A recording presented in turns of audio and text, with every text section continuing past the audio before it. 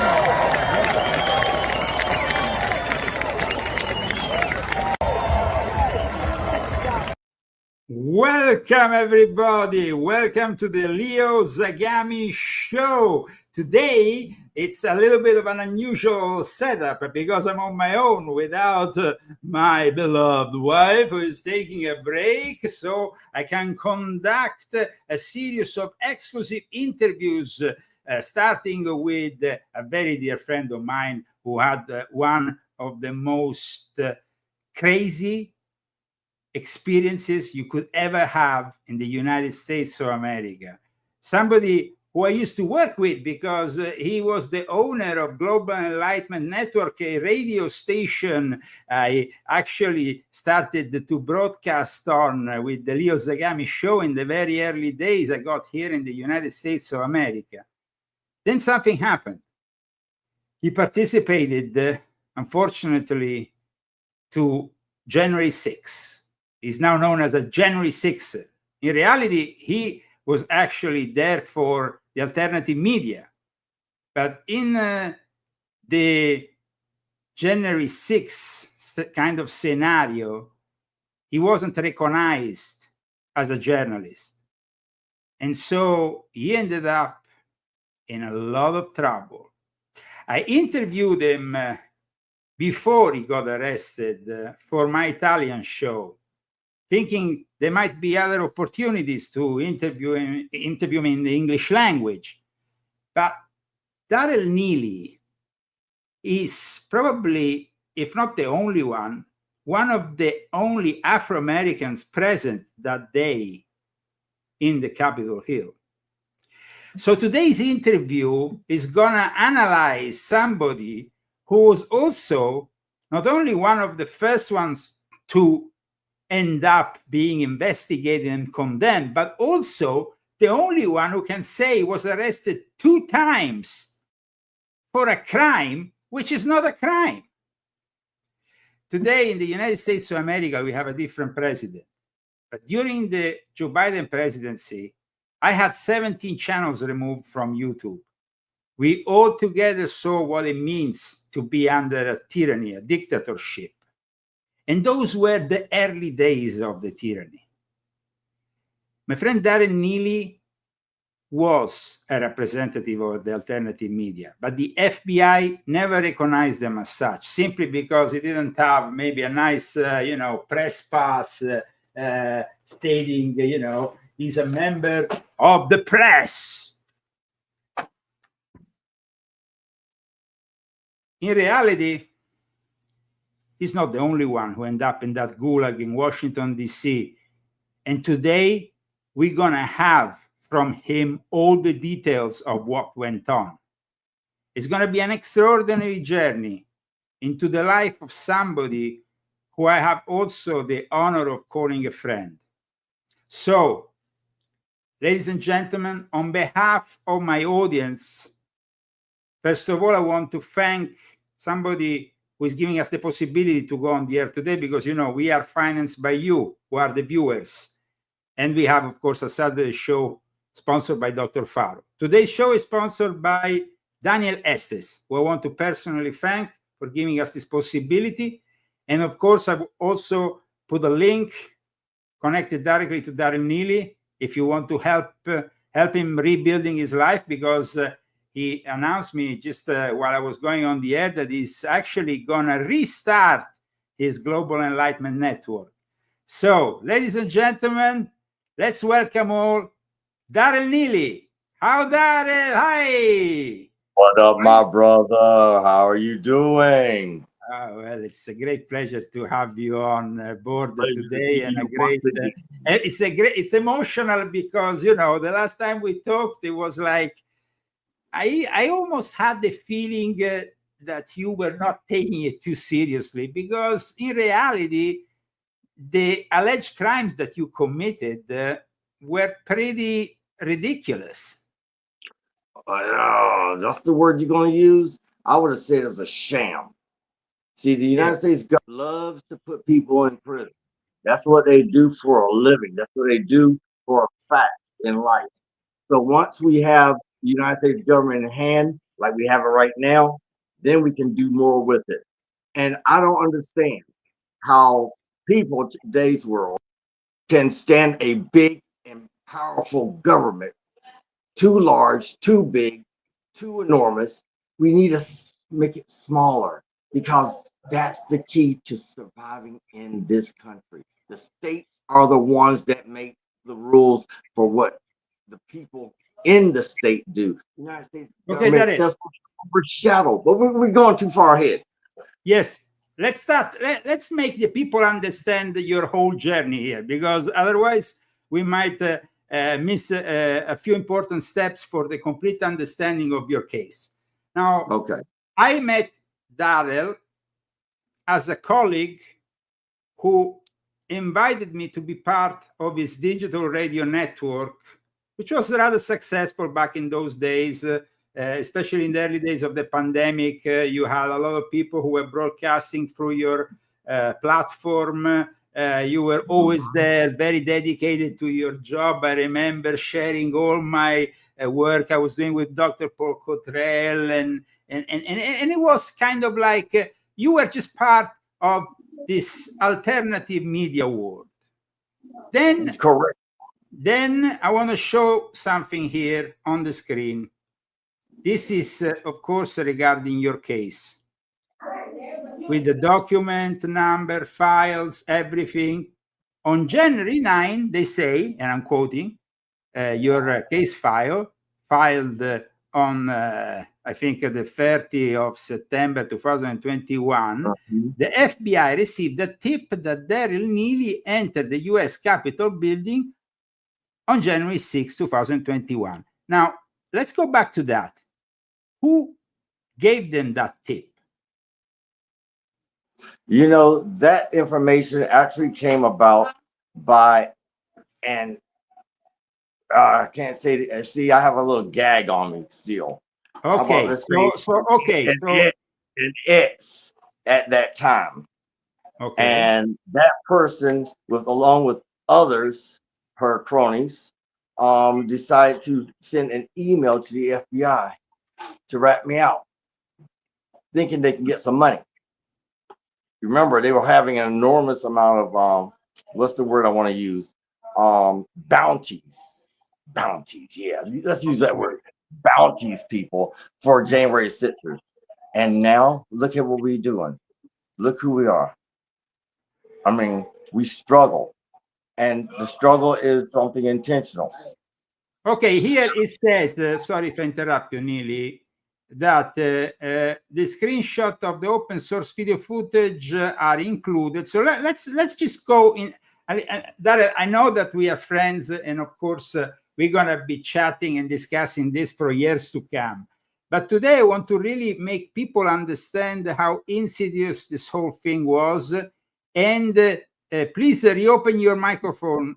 That's great. So we can go through the whole case. So somebody ratted you out, and you are saying it was probably because they will get some money. Well, you remember they were giving a large bounty out. They were giving for the head of the Oath Keepers, Stewart. They had a $25,000 bounty. Some people had 70, 80,000. I mean, it was ridiculous. You remember they had that on the screen on TV. And how can they do that for people that were just doing what we were supposed to do? We called out a fraud, a fake election.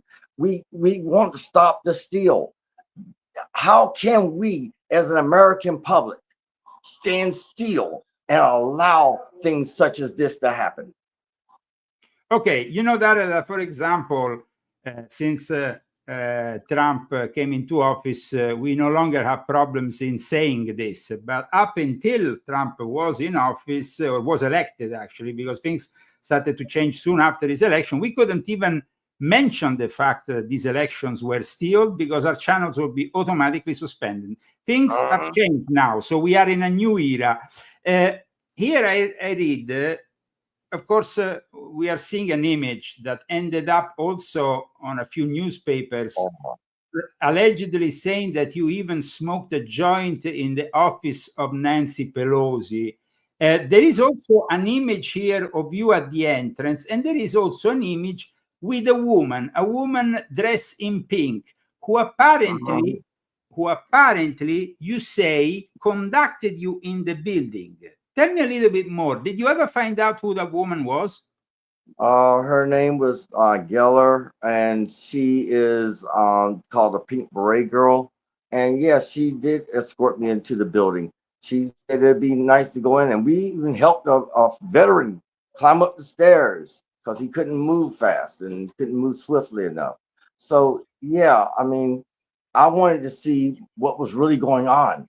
I want to see what the media was hiding. You know what I mean? I wanted to see the truth. And the truth was there was no fighting inside there. Well, there was a little, but not really fighting like outside. There was only the Capitol Police inside. And at that time, the January 6th were simply going in there to voice their concern. Now, I'm showing, sorry to interrupt you there, but I'm showing here an article from NBC News. This article is dated October 19th, 2021. And it says, man charged in January 6 riot stole Capitol officer's hat, wore it on his YouTube channel, officials say. What was it with this hat? Listen, the hat flew off, was flown in the crowd. And to be honest, it's nothing to do with anything. They even said that I was not guilty of stealing a hat. But you know the system. You might be not guilty of one thing, but they're gonna make you guilty of another. Okay. And just to let you know that the way the system was set up, we were bound to lose. Every one of us. But I got lucky. I beat all my felonies. Okay, here, one thing that always shocked me, Darrell, when I read it back in the days when it happened. The complaint says the FBI evidence includes witness statements from 3 colleagues who worked with me at an online radio station, Global Enlightenment Radio Network. Who was the asshole who basically witnessed against you something that wasn't even happening, because you went there really to participate in a way that you could actually testimony what was going on behalf of a radio station, maybe a small radio, but there was still a radio. It says the colleagues who were identified only as witness in the complaint told the FBI that they spoke with Neely or did they chickened out these people? What kind of people were these people? Because I mean, if the FBI came here and says Darrell or Neely, I would tell them fuck off. Yeah, that's why we do it. But you know, I'm gonna say it off air. I could tell you the name of one individual. The other two, one was Rob Yachts, and the other one, have to, you know, we don't necessarily have to say their names, Darrell, but we I can use the name because that nobody else has a gag on me. But the other one, I can just say, how can I say it? It's an it's. Okay, perfect. Okay, so now at this point, you were identified in September. The article that we just saw was published in October. And I think that was more or less the last period in which we had any form of communications, me and you, when you were actually arrested. The first arrest happened, I think 6-7 months later, officially.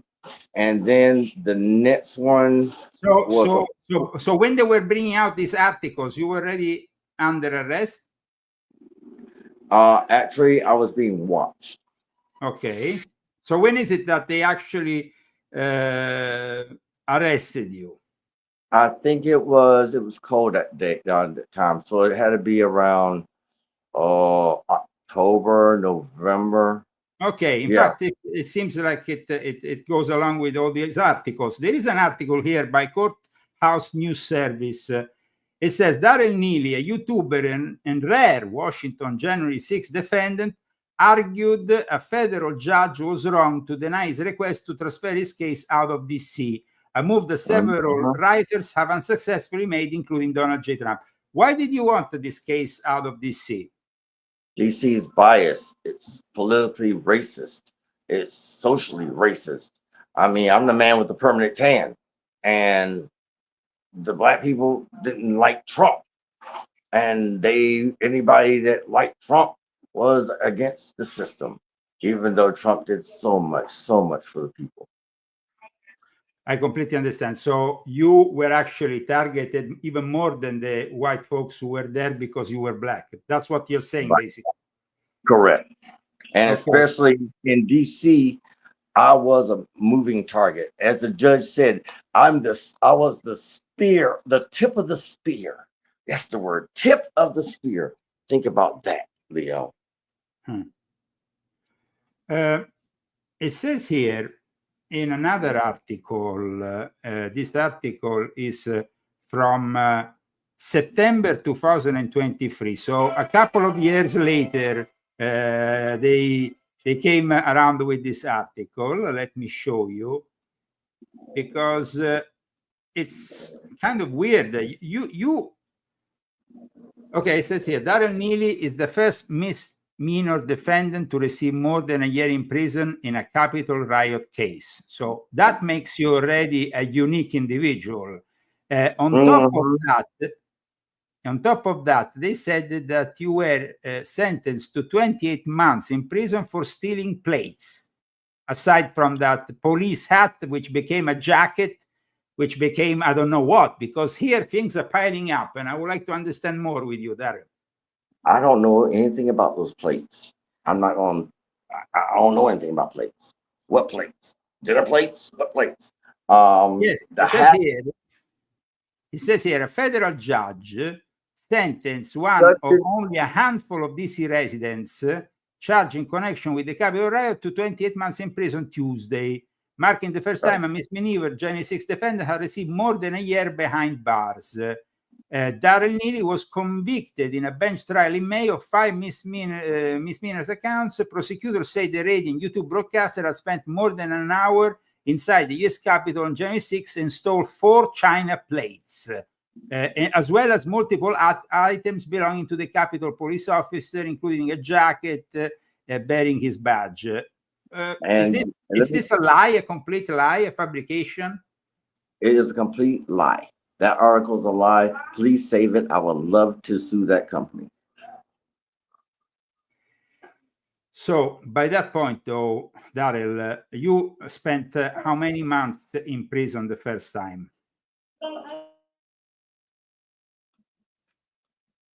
The 28 months I served was hard time.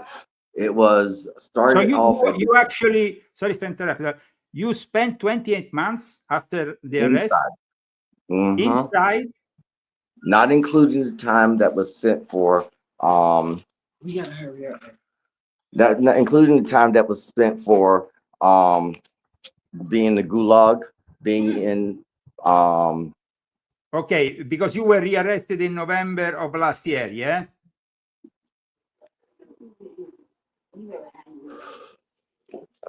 Sorry. I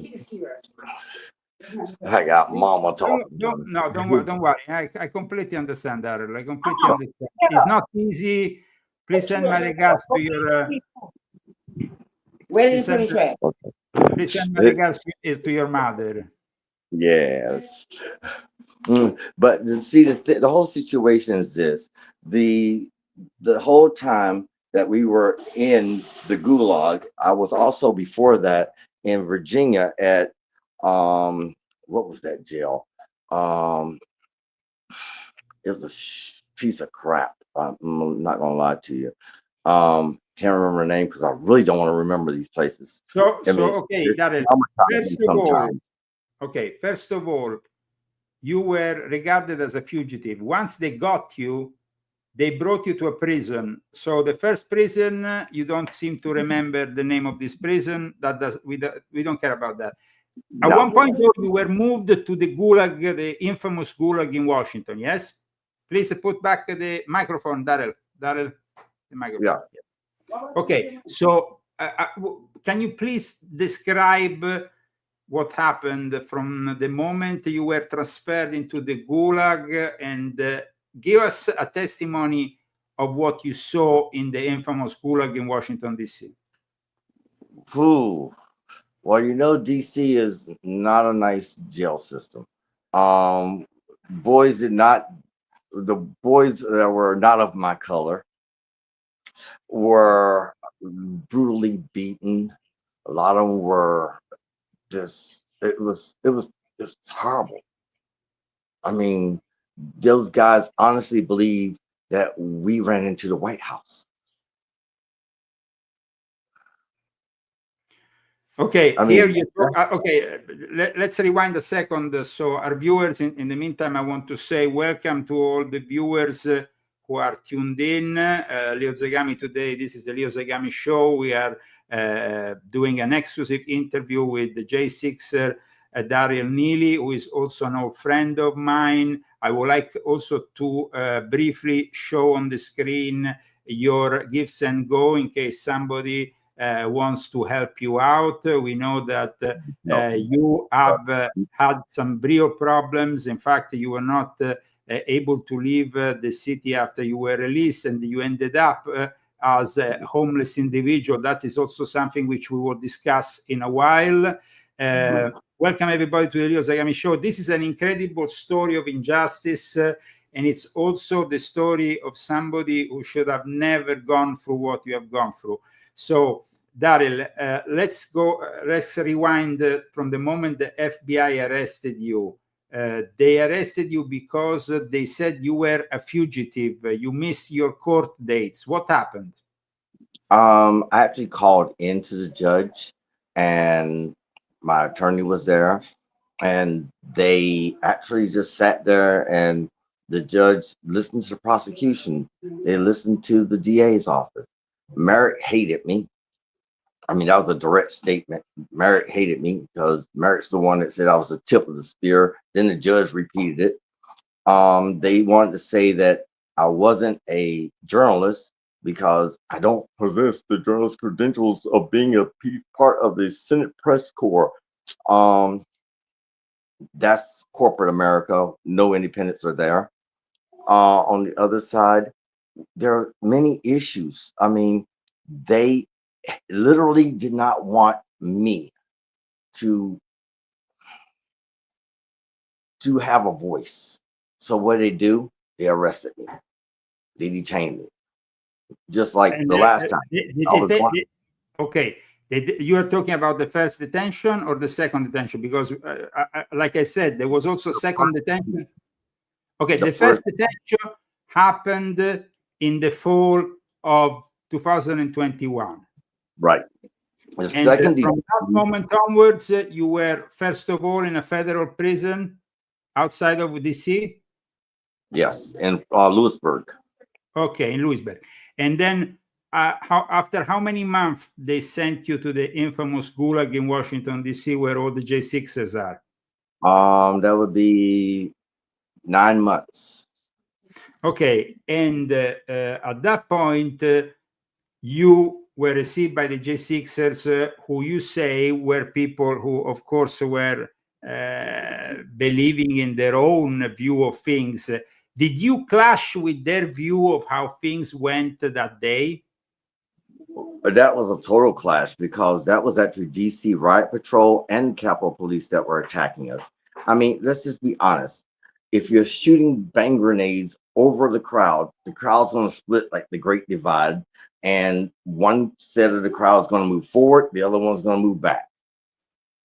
Then those that move forward, you're going to beat them with blackjacks and billy clubs and shields and fists.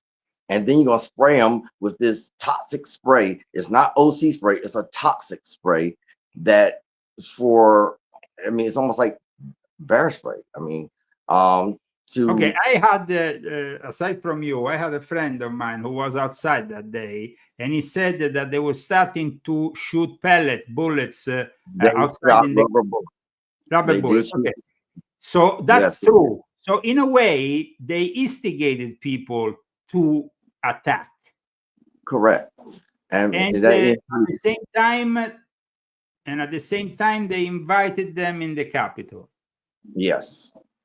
So, you see, now I wrote a book during your time in jail. I published various books. I published this book in particular, in which I gave my own description of the events, and I described the whole thing. And I tell you, as a psyop, because I personally told a lot of people who were in the Proud Boys not to go that day, and actually said it publicly on InfoWars a week before, that they should avoid falling into this trap.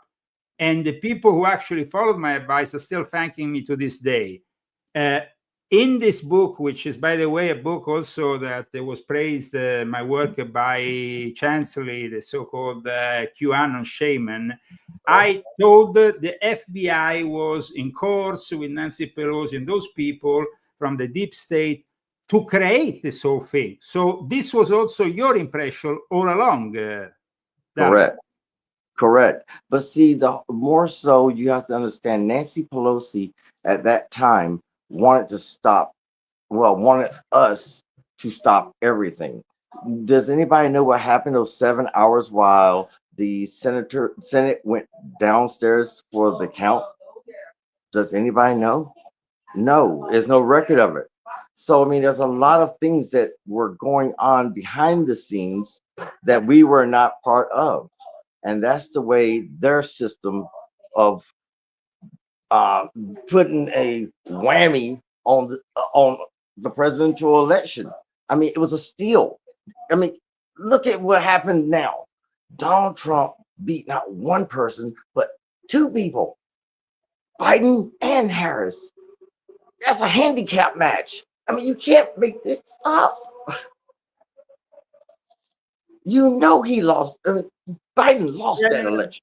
Of course, we know that, and we know also that for the last 4 years when Biden was in power, in reality, it wasn't Biden, because every executive order was probably signed electronically in a way that is just it puzzles. It makes you think that I mean, we were really in the hands of Alexander and George Soros and Barack Obama, who were the real people who were, controlling the White House. But aside from that, I wanted to analyze with you instead the January 6ers inside the Gulag. I sent once with my wife, I remember, a Christmas postcard.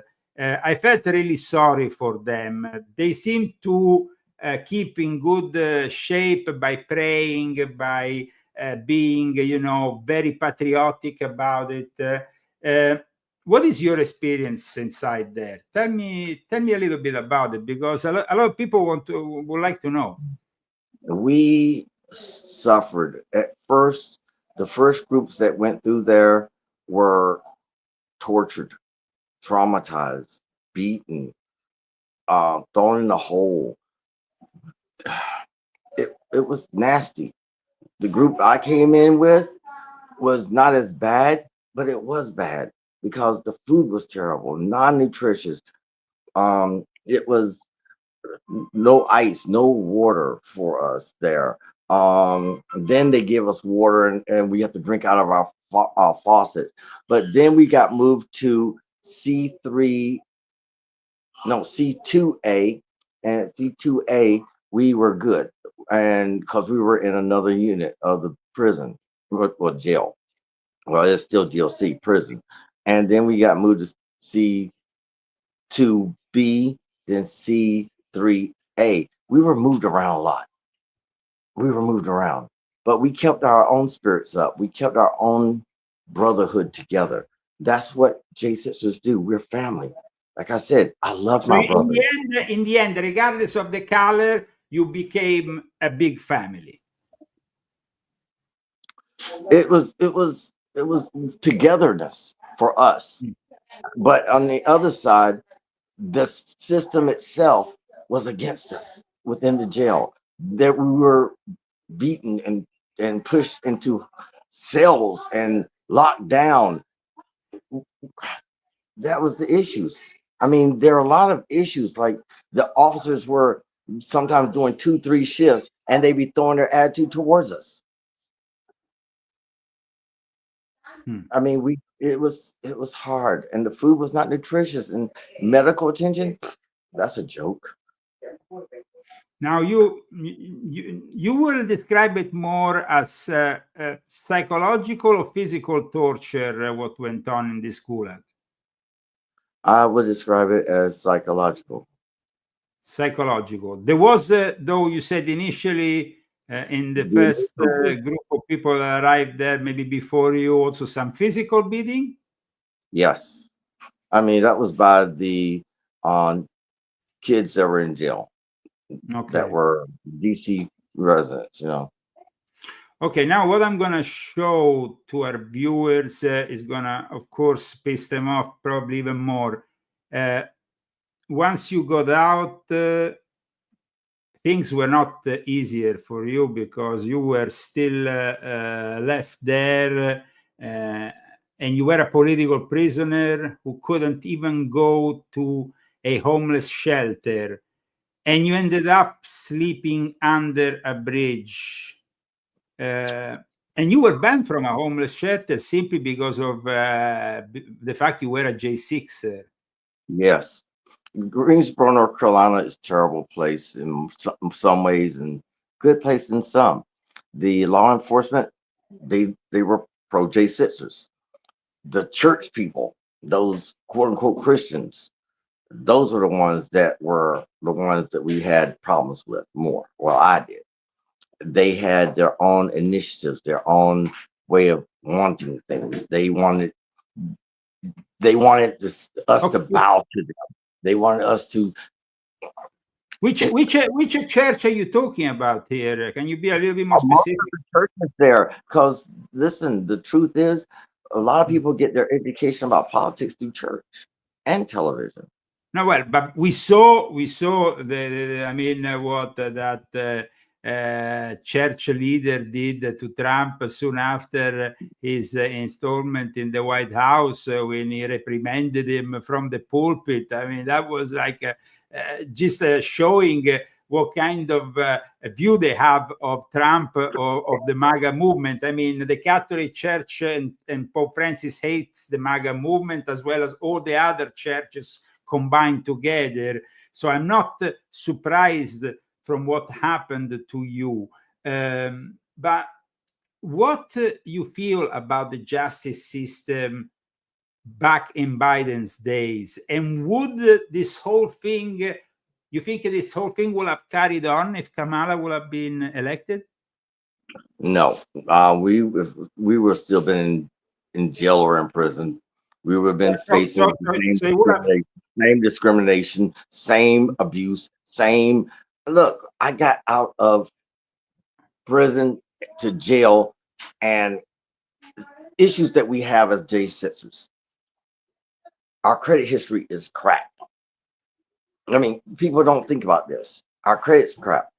Looking for a job. What have you done past 4 years? How about this? Financially, they've already ripped most of our bank accounts away from us. They've stripped us veterans of our disability pension. Do you think we could survive that in reality? Will things change now that Trump is at the White House in regards to rehabilitating as your vet status? It's changed a little bit, not to the degree that it needs to. We need relief from the U.S. government. This is what we should have had upon the release with the presidential pardon. We need financial relief because a lot of us lost our houses, our cars, our belongings. I lost my identification. You know how hard it is to get identification? I mean, you gotta prove who you are just to get a birth certificate. And yes, how do you do that? But excuse me, if they arrested you, they should have an identification. Otherwise, they were not placed in jail. How is it possible? It's a really outrageous, this whole thing. I mean, you have had difficulty in reobtaining your ID. Yes, because you can't use a jailhouse ID to get your birth certificate. Okay. And don't forget, as a veteran, you need ID to go and get your VA card. Okay. So, I mean, there's a lot of little issues. Well, that's what they told me, you know. But there's a lot of little issues that are there. Like, for example, medical. We lost all of that as a veteran.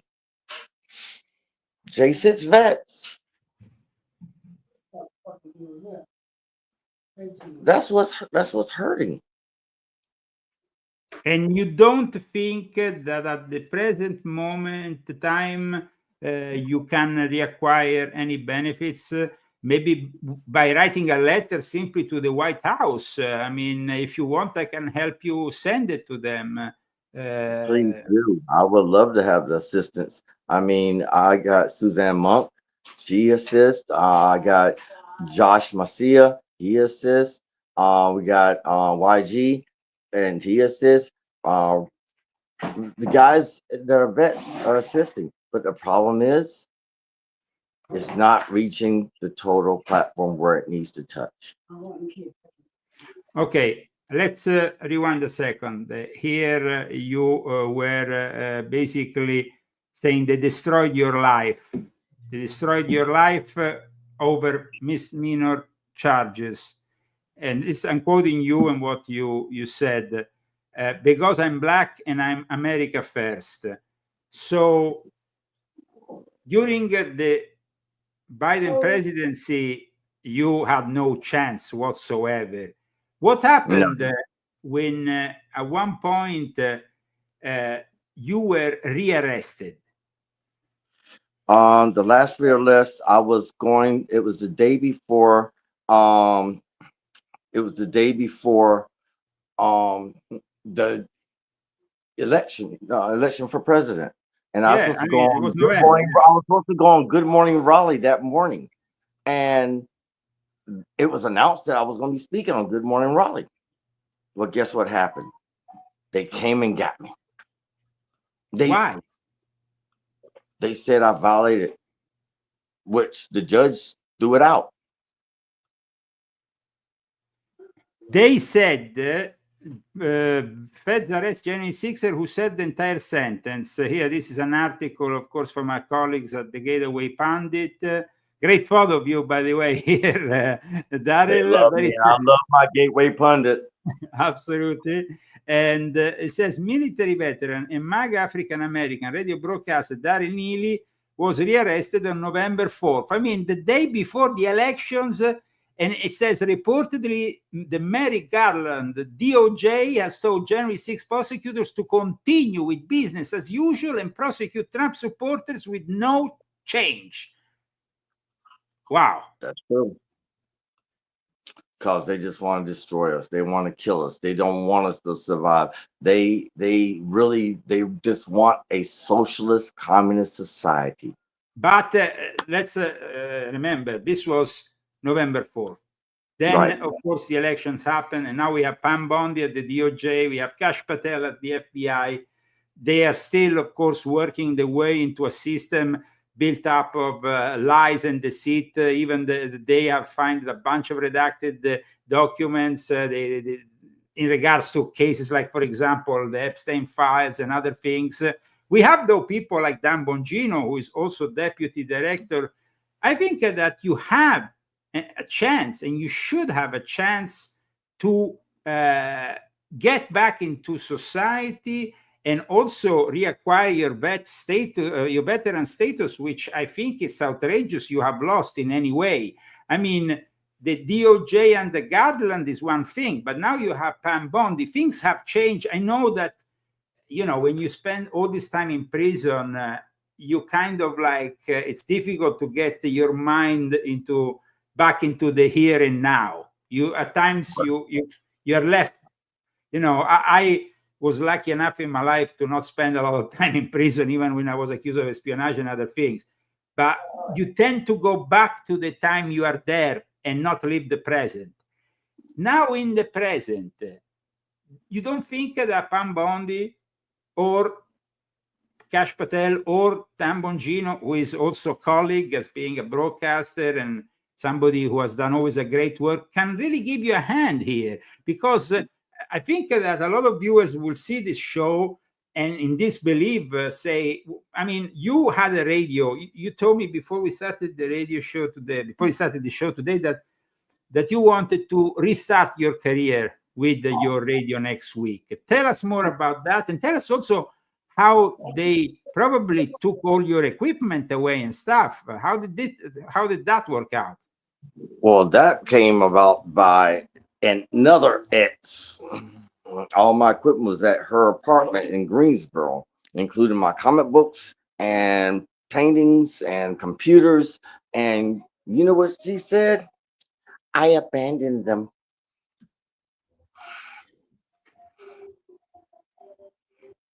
And she made a firm agreement with me that once I get my place, once I get, you know, everything straight, I can just get everything and take it with me.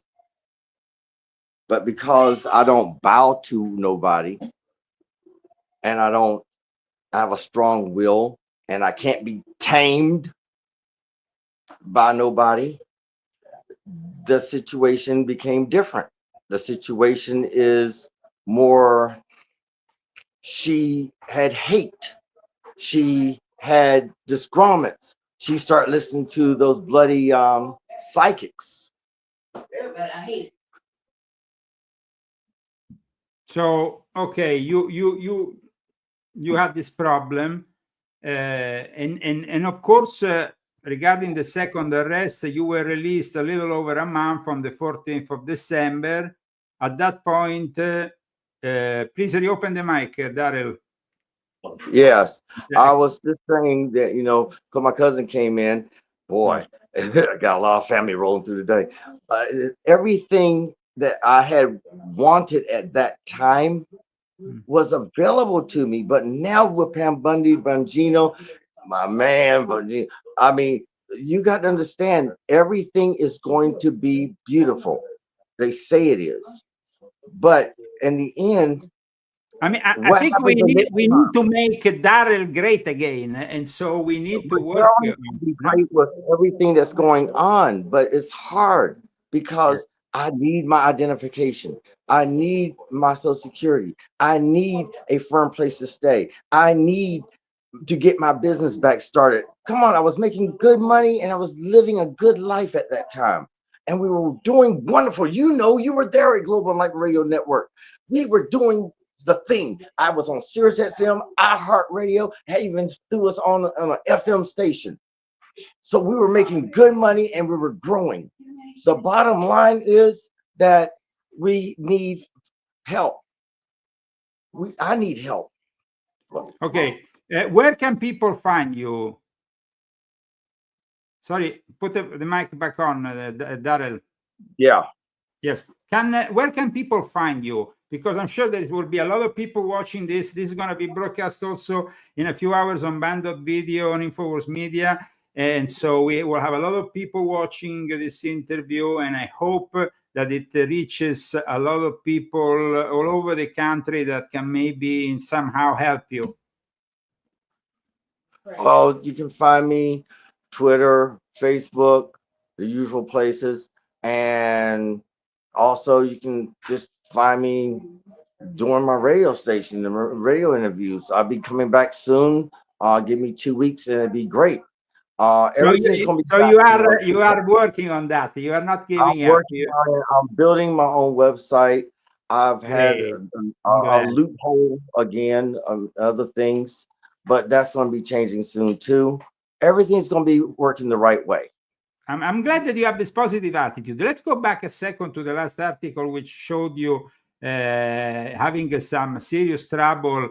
Though on December 14th, it says Darrell is being released again from the DC Gulag. We do not want to report on this area because the DOJ kept the allegation of appropriation violation under seal.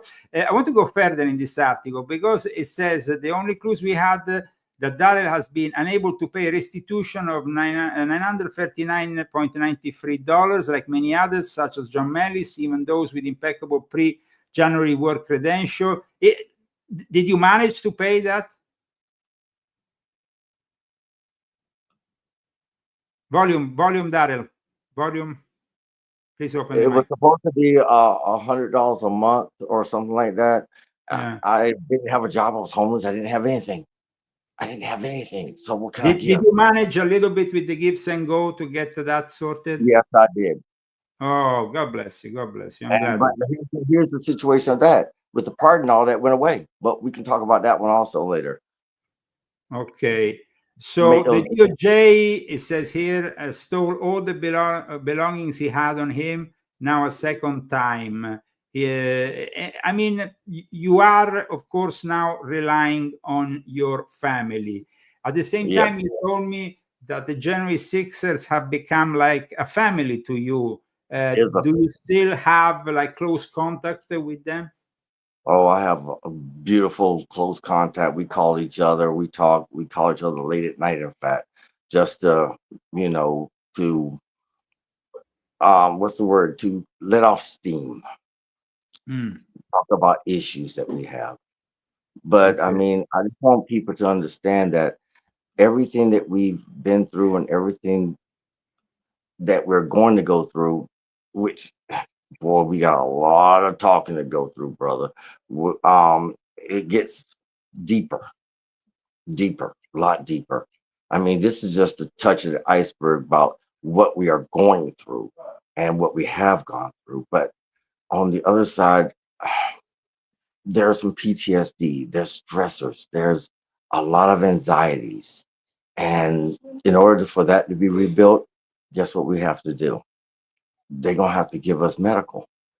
Absolutely. I mean, absolutely. I think that is a requirement that you should all have accepted, because I mean, they should accept your this request because it's important. I mean, psychologically, I can only imagine what you're going through, because 28 months in prison, then plus another month after that, you have been in a total in prison for how long? 29 months? No longer. They didn't give Longer? me any back time. No back time from all the jail time. So how long you been in prison for? It was 3 years and 10 months total. Aside from the time you were, you know, as a homeless, you in total you spent over 3 years in prison. Yes. Wow, that's shocking, man. That's really something else. So today, it's a special day, as you know. I told you, because it's 1 year since I became an American citizen. Unfortunately, you were not around when I tried to connect with you more than once, but it was really difficult. And you told me now why they made it almost impossible for you to connect with all your old friends. But it was a great day that for me meant a lot. I acquired the American citizenship. It was the 12th of March, 2024. And I then formally renounced to my European citizenship, and I'm very glad to be a proud citizen of this great country. This great country, though, was almost lost with all this injustice. I mean, it feels like they stamped all over the Constitution with what they did to you and the other J6ERs. The Constitution seemed like it just didn't exist. I mean, people from other countries come here and they get more than we do. Think about that.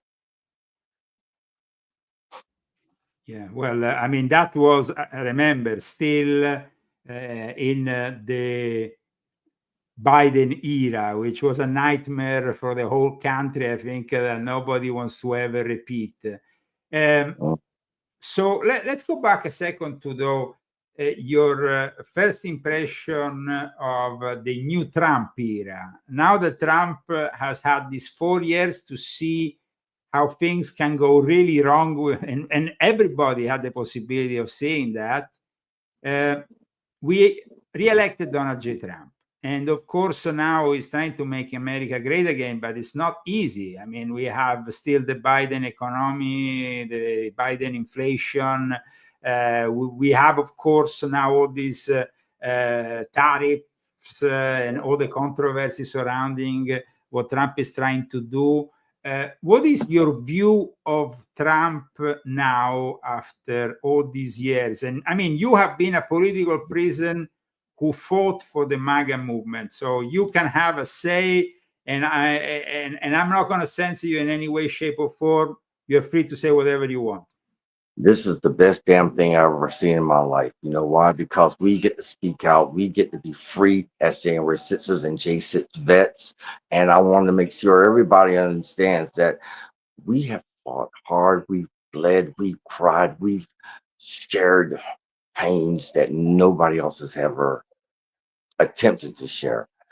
As American citizens today under the Trump regime, I say make the federal government smaller and stop giving these people excuses for stealing our money and our tax money and raising our prices like the prices of eggs. Come on, don't blame it on Trump, blame it on Biden. Pork, blame it on Trump, blame it on Biden. I mean, everything is going perfect now. Democrats need to step back and stop messing with us. Now, I'm going to bring you back to that day for a second with these images. And I want you to comment these images. You are, of course, a testimony of that historic day. We are about, of course, to end this broadcast, but I wanted you to tell us more about that day. And please, let's open your mic. Oh my God, this is terrible. This is the day of them. This is January 6th. Oh, okay. Okay. Okay, this is what happened that day that we were just being bombarded by angry police officers, angry people that didn't want us to be human. They didn't want us to be able to have the freedom of speech or the right to speak. This is the day that we did not, we stood proud. And I see nothing but pride in all of this. I mean, pride is everywhere. We're Americans. We're supposed Do to be you proud. do you We ever had a regret? freedom of speech. We had the freedom of speech. We had the freedom to protest. We had the freedom to stand against tyranny. We have that freedom to stop it. We called a spade a spade. We said it was a fake election and we had a fake president, and we proved it. This day was a day that I say I met my brothers and my sisters. So you never regret going I will there never, on January 6, 2021. I will never regret it. Never. Well, this is a That was powerful testimony that you're giving us, Darrell. that's a day that I say I met my true brothers and true sisters who stood against tyranny, who stood against injustice. And that was the day that injustice and tyranny walked all over us as Americans. Bro, this is emotional. This well, is really, I can imagine. I can I imagine. mean, sometimes you want to just sit back and cry about these things because it's real. It's real. Um, that day was beautiful, but the outcome was deadly. The outcome was deadly. We lost. We lost Ashley Babbitt. We lost 3 others in the crowd, and they lost nobody, but they said they did. They said that they lost officers due to January 6th. No, sorry, on January 6th. No, they did not die on January 6th. Not one officer died that day. So there was a lot of artificial construct around the fact that you were, the insurrectionist, you were the enemies of the state, and that you should be you should be described as a new 9/11 almost. So almost as terrorists, this narrative went on for a couple of years incessantly.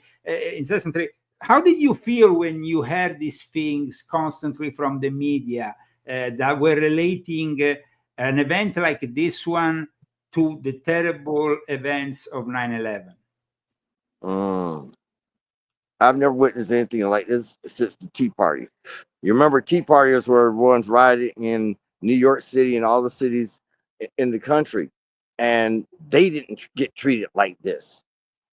I mean, Black Lives Matter did not get treated like us, and they burned down buildings. They killed people. What is a message that you would like to give to the Trump administration and to Donald J. Trump now? Keep doing what you're doing. Drain the swamp. I'm about to say something else. Drain the swamp. Get rid of the problems. For everybody else, please support and help me. I mean, I need to get back on radio. Listen, I have to pay a $600 deductible just to get on Verizon because my credit history has fallen into nothingness. Do you understand what I'm saying? Because of credit history. Absolutely.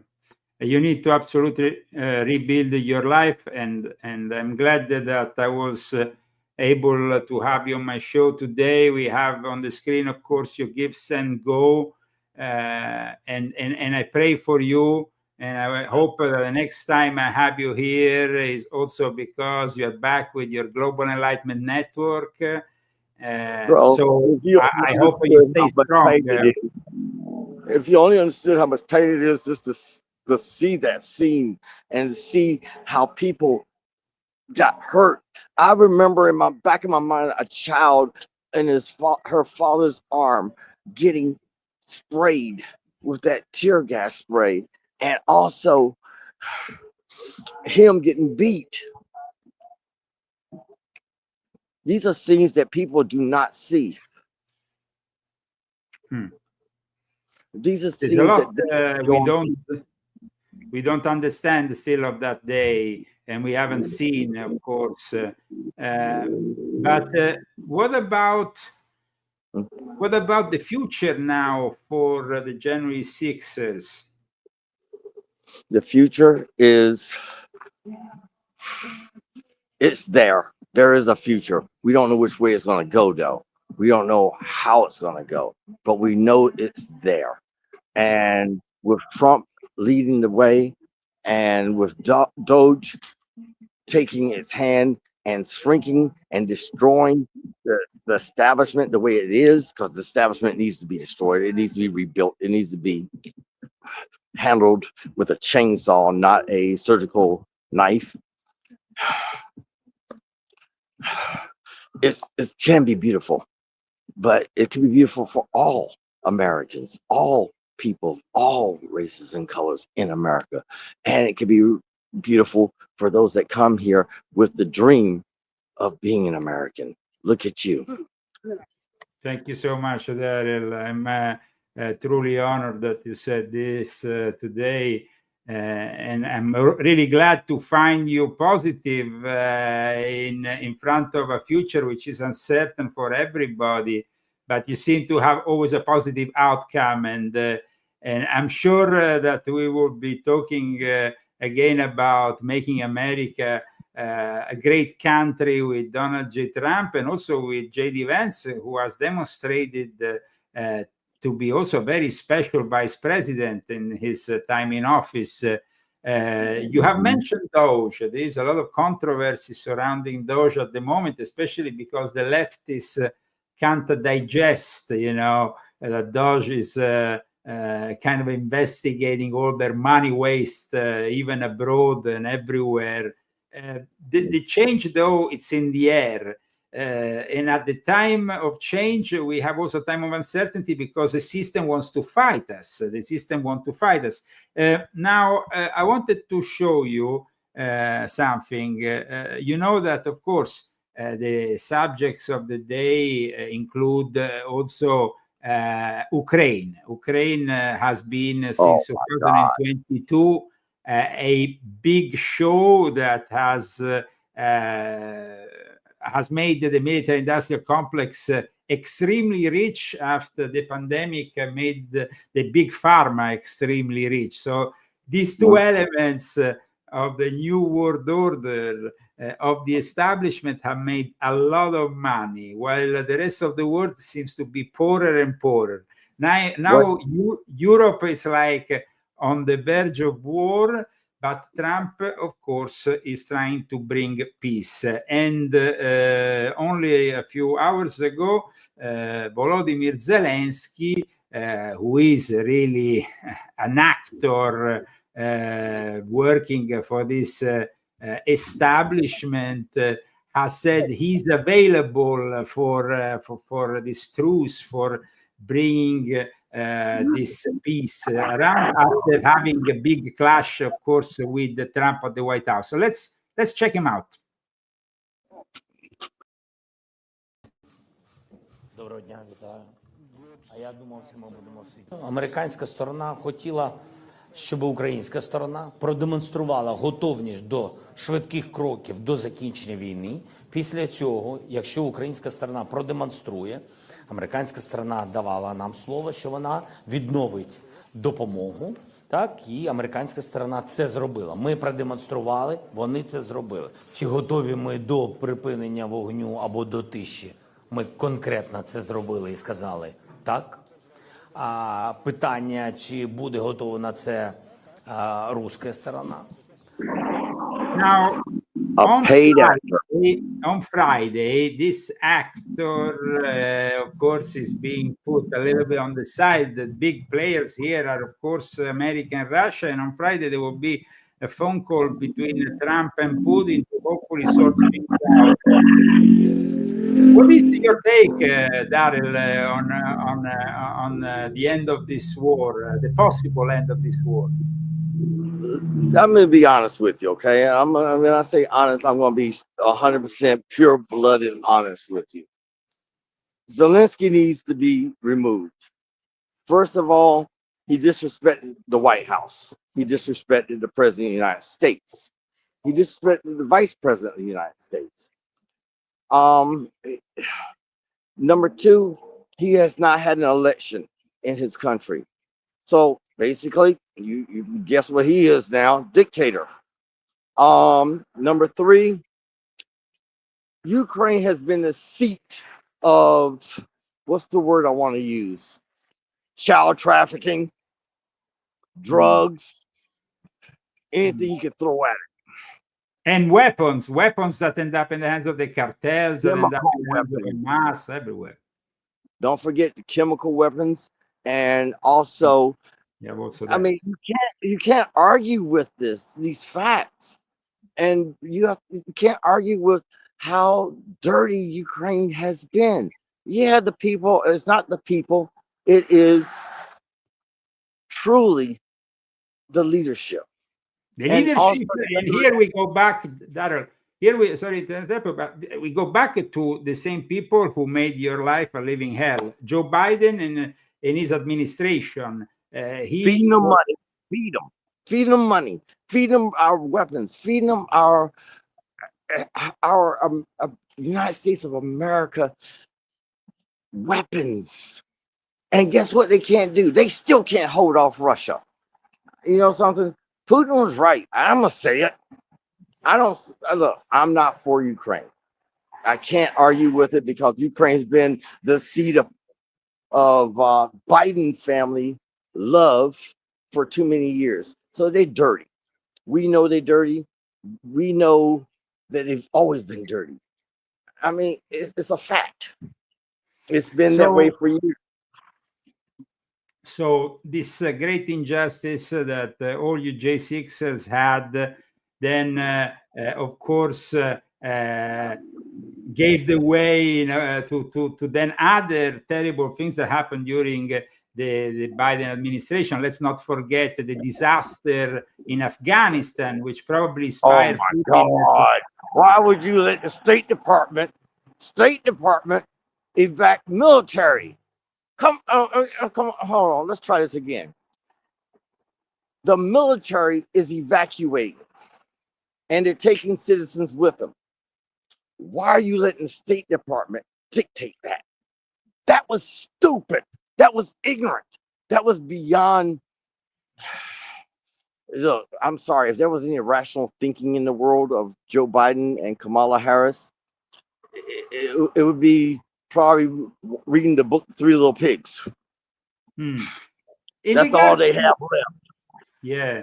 In regards to the African-American world, we saw a big change with the election of Donald J. Trump. It seems like more and more people in the African-American world are actually embracing the Republican Party. What's your take on that, Darrell? Because you have been a pioneer of that. No, I mean.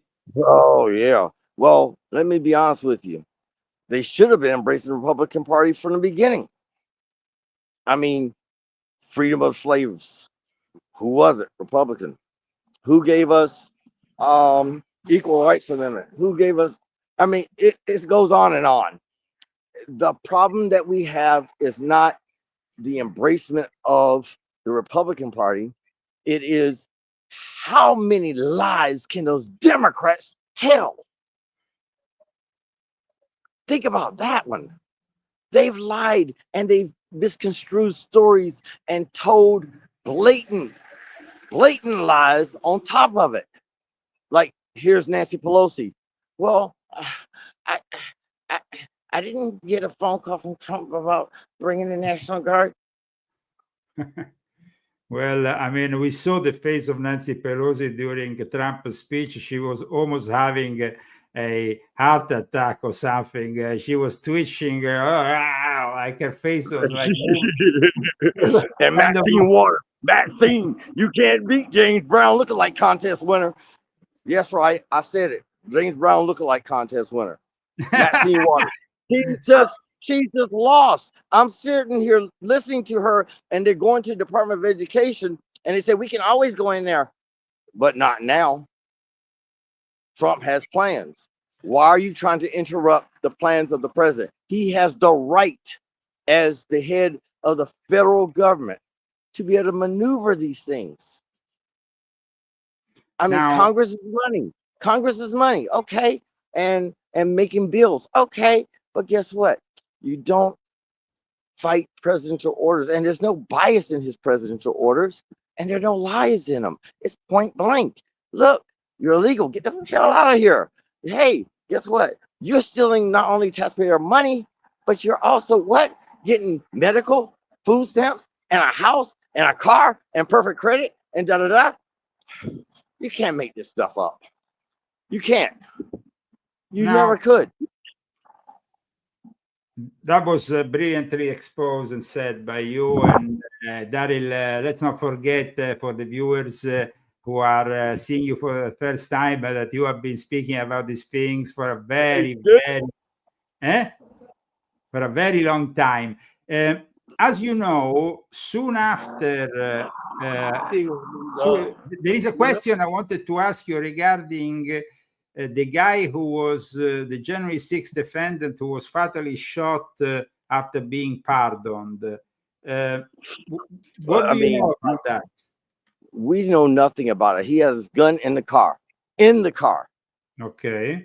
And because he reached for his identification, he gets shot. Something needs to be done about this. I mean, what are they trying to exterminate us now? I mean, be honest. I mean, you can't put us back in prison, go with pardon, and we need to have the rest of those January 6ers released. Because number one, those charges occurred in and with the intent of January 6th by the FBI and the U.S. Marshal Service. So Darrell, Matthew Hattel, which was involved in a traffic stop and was killed, you think it should be a topic of investigation? I say there should be an investigation not only in the Justice Department, but let's take it to the Veterans Administration. And in regards, see, I'm at the point now, Leo, where I mean, I'm free. I'm outside the house. I'm walking, and I'm able to talk to you the way I want to talk. Listen, the Veterans Administration needs to be looked after. It needs to be dug into. We need a chainsaw in the Veterans Administration. In fact, we might need two. There's a lot of money that goes into VA. And what do we get? Veterans dying on the floor in the hospital. What do we get? We get veterans not getting the complete treatment. What do we get? Well, you need to fill out these applications. Well, we don't need to fill out. No, we're veterans. now We need a doctor, and we need to get. How many people amongst the January 6ers who are veterans, but have been neglected now? Any form of assistance you think you have at the moment? Well, at the moment, I'm getting assistance by the vets, J6 vets here in Florida, and they're trying to get me a place to stay that's comfortable. They're trying to make me have a good life, rebuild me, as I would say. And I thank Josh Macia and I thank my man YG and Ramon for all the support and time that we have. Now, I can tell you, my boy Ramon, he's a dynamic artist. I mean, wow. Abstract art, geometric, beautiful. YG, he's a classic politician. Genius. That man has, he's opened my eyes to so much that I've never seen.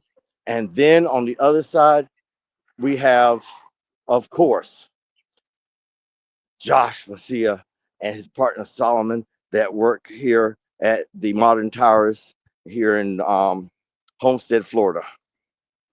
Well, Josh, I wish you all the best, Darrell, because you really deserve really the best, and I hope that people will be able to help you out. Today we also showed your gifts and go, so I hope they will be able to tip you or give you at least a little bit of assistance.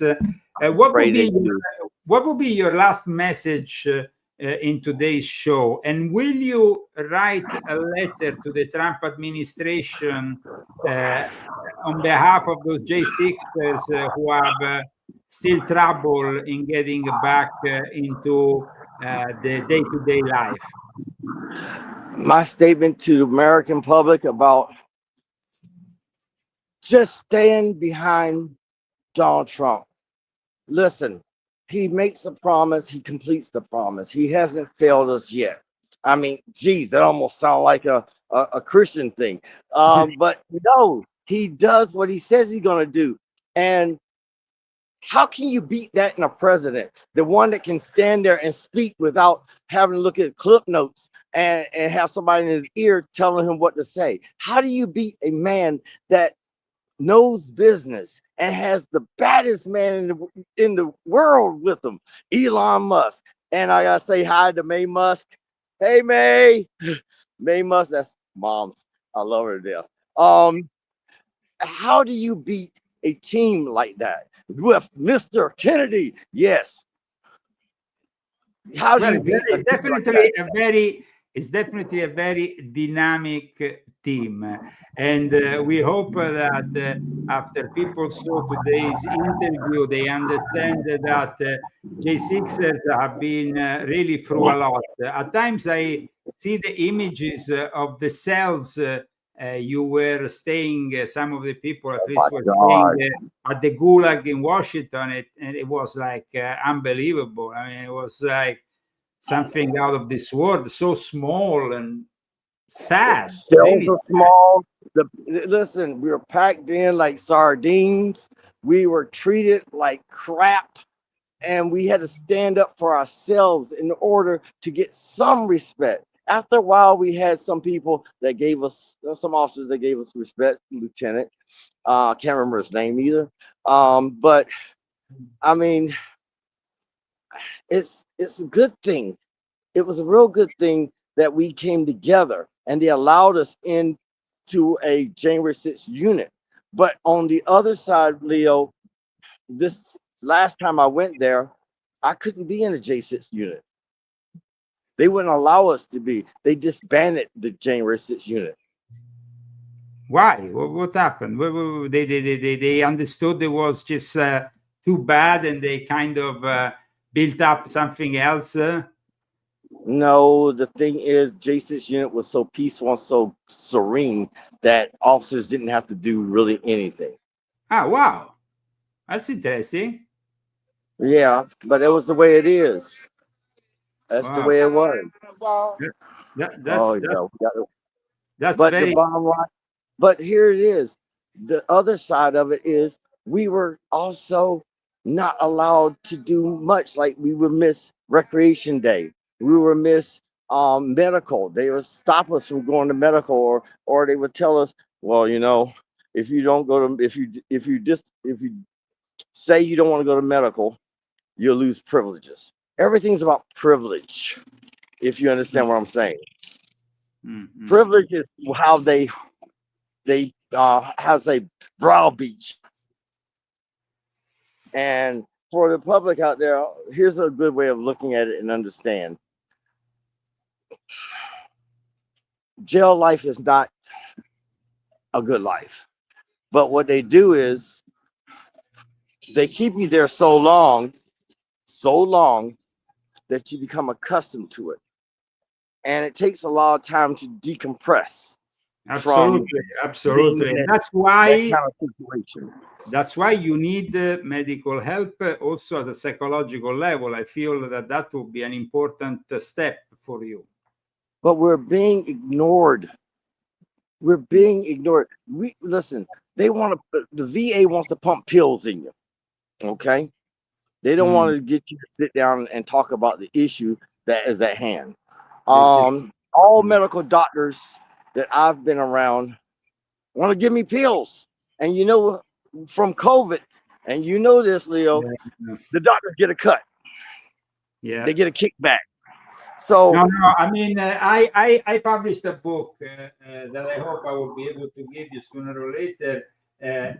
Volume 11 about the past, present, and future of mind control, in which I denounce the rise of the use of certain drugs like Prozac.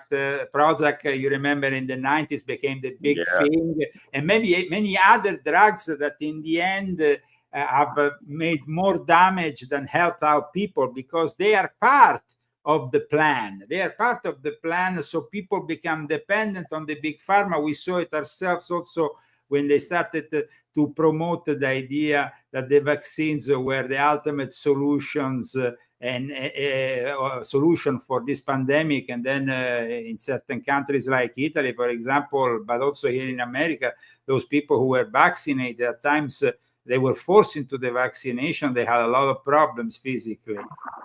Were you forced into take some kind of oh yeah, I knew that was coming. medicine? I knew that was coming, Leo. Let me tell you something. They tried their best to get us January 6ers to take medicine, to wear masks, to do the 6 feet apart thing, and Yeah, they tried. They tried. Like the military guys, most of them refused and refused and refused. You know something? You got to think about this. Either you take this vaccine or you lose your job. You remember when that came out? yeah. That now, here's what they said to us in the gulag. Either you wear a mask or get vaccinated. Ready? Or you lose privileges. I told you that's how they browbeat you. Hmm. I mean, So, that's how they and set it up. how did the majority of the Sixers react? We don't do that. We don't do that. So And you you got stand to also, you we, stand compact against this. we stand strong. We stood as a group. See, the thing that they did that made our life better, they put us all in a unit together. You got to think about that. In a unit together. Therefore, it made us safe, and it also gave us the ability to become a unit, a team, a family. And as a person that's a January 6er who has family and a veteran, I will tell you right now, in all honesty, I love my brothers and sisters. I love them to death. And I love how they stand on their constitutional rights. See, while we were in jail and in prison, we got to learn something that most Americans don't: the United States Constitution. You got to think about that. We had the ability to read the words as written and not interpret a way. I like the way to say we interpret it this way. No, there's no interpretation. It should never be interpreted. It should be point blank as is. Freedom of speech, freedom to protest, freedom of the press, freedom and the right to bear arms. And the Democrats want all of that stripped from us. So then we have the right not to accept medical treatment. But guess what? They want to enforce their ideology, their will, their design upon us American citizens. So what do? We stand strong once more. And that's what J6ERs do. We talk about things. We have our own little group of patriots in Twitter. Everybody's in Twitter. And well, X, sorry, change the word X. And that's where we communicate. That's where we voice ourselves and allow our own humanity to show, and our stress and our hurt, our pain. We are humans, but we shouldn't be treated like a pet. You think Or that in general, the subject of a reform of the prison system is something that the J6ers will support in the light of what you live? beg for that. We beg for the reform. We want the gulag shut down because it has done nothing but evil, wrong, and injustice to American citizens.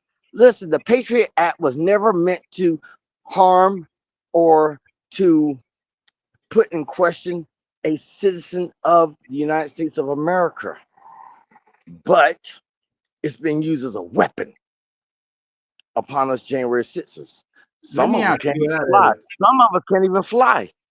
Can't how leave the many country. how many J6ers do you think are still in jail? Total. So they say Mhm. 17. I think it's more like 13. We don't know every January 6er. I mean, I know a huge bunch because I was in the gulag. I was right there with the brothers.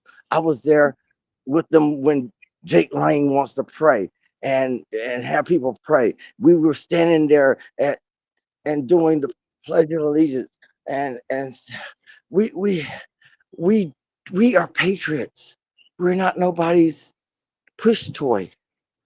We are human. I keep saying human, but they treat us like we are degenerates, like we did Now, something wrong. we are at the end of this show, at the end of an interview, more than a show, an interview which was like a very deep insight in what you lived. A lot of people, of course, will be viewing this. And already some in the chat were saying they were pretty thankful for understanding more about what went on, especially the life in prison that you described, especially the experiences that you described. I'm Leo, glad that you gave. I gotta say one thing. Just Yes. think about this. About, I say 11-12% of the population of the United States know about us January 6ers and our struggle. About all those that percentage, I'll say 3% are supporting us and helping us. We need the whole American public to support and help us. Listen, Donald Trump pardoned us because we stood up for our constitutional right to say this election was a fraud and we're going to stop this coup. Because that's what it was, a coup. I mean, you can't make it up. If people want to help, I put it here on the screen. There is, of course, your Give, Send, Go. I will, of course, speak to you also in the coming weeks. We will have to do a part 2 once you have also your Global Enlightenment Network back on the air, which is, I hope, something that you will manifest soon. Thank you so much. Thank you so much for being with us today. The Leo Zagami Show really thanks you, and praise for you and all the other January 6ers who have lived this terrible trauma. Let's make, of course, America great again and give our support to Darrell and the people who have given so much to this country with their sacrifice, because they were political prisoners. This is the reality of it all, no? They were not simply people who were arrested for an insurrection act. No, they were political prisoners who were instrumentally used by the left for one of the most criminal-minded manipulation games in history that only an evil witch like Nancy Pelosi could ever bring together without a conscience, really, because they don't have a conscience now. But remember, Darrell, they have to live with their own conscience. No, And they don't. You know what they do? They live with their money. That's all they want. It was a money grab. That I think Part that two, part two. money doesn't clean your conscience. So I think that they are not going to be facing God in the same way we will be facing God. Trust me. No, they will not. God bless you, Darrell. And one last word to our viewers. Hey, viewers, please support me. Support my needs. I mean, I need help. I'm not one to sit back and, well, before I would never say anything, but now I'm one to talk. I need help. I need support. I need you to stand up for me this time. I need to get back on air. I need to have as much support as possible. I need stable housing. I need to get my identifications. I need to get my medical. I mean, gulag messed my stomach up. I mean, I've been told to get checked for colon cancer. I don't know. I can't go to medical. I mean, this is the tip of the iceberg, not the tip of the spear. I'm just a human. I'm an American. And guess what? And guess what? A year ago, I joined you in this great American family. This is the image that they are happy. See, here I am. And read what is written. This was 1 year ago. Yes. Love when you're happy.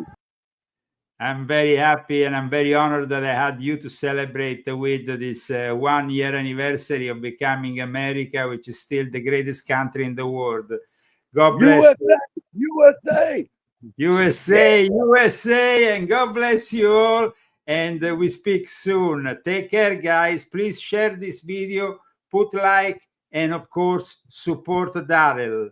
And we see you on Saturday with Christy and the Leo Zagami show. We'll be back with their MAGA Counter Cognitive Warfare. It's going to be another great episode. Don't miss it. January 6th, veteran Darrell Neely. Thank you. Thank you so much. USA. In that time, our world has taken so many steps in the wrong direction.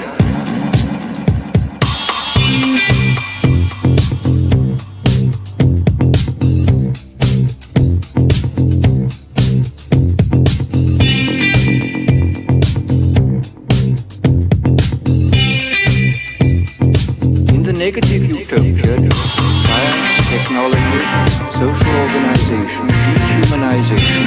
In the negative utopia, science, technology, social organization.